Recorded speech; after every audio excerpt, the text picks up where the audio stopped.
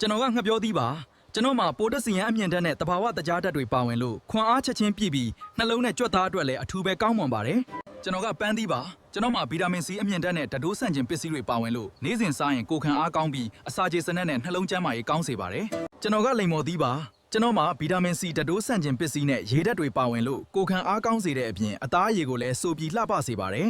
ကျွန်တော်ကစပစ်သီးပါကျွန်တော်မှာဗီတာမင် CK နဲ့ဓာတ်တိုးဆန့်ကျင်ပစ္စည်းတွေပါဝင်လို့နှလုံးကျန်းမာရေးကောင်းမွန်စေပြီးအရွယ်တင်နူးပြိုစေတဲ့အပြင်မှတ်ဉာဏ်ကိုပိုကောင်းစေပါတယ်ကျွန်တော်ကတရက်သီးပါကျွန်တော်မှာဗီတာမင် A ဗီတာမင် C နဲ့အမြင့်ဓာတ်တွေပါလို့ကိုယ်ခံအားကောင်းပြီးအစာကျေစနစ်ကောင်းတဲ့အပြင်မျက်စိအာရုံကြောနဲ့အသားတွေအတွက်လည်းကောင်းမွန်ပါတယ်ကျွန်တော်ကဖရဲသီးပါကျွန်တော်မှာရေဓာတ်အပြည့်ပါပြီးဗီတာမင် C A နဲ့လိုင်ကိုပင်ဓာတ်တွေကျွဲဝလို့အပူငိမ့်စေတဲ့အပြင်နှလုံးကျန်းမာရေးနဲ့အသားတွေလည်းကောင်းမွန်စေပါတယ်ကျွန်တော်ကတင်ပေါ်သီးပါကျွန်တော်မှာဗီတာမင် CA နဲ့ပတ်ပိန်းအင်ဆိုင်တို့ပါဝင်လို့အစာကျေလွယ်ကူပြီးဝမ်းမှန်စေတဲ့အပြင်ကိုယ်ခံအားနဲ့အသားတွေကိုလည်းကောင်းမွန်စေပါတယ်ဒီလိုဗဟုသုတဗီဒီယိုလေးတွေဆက်ကြည့်နိုင်ဖို့ like and follow လုပ်ပေးခဲ့ကြပါဦးခင်ဗျာ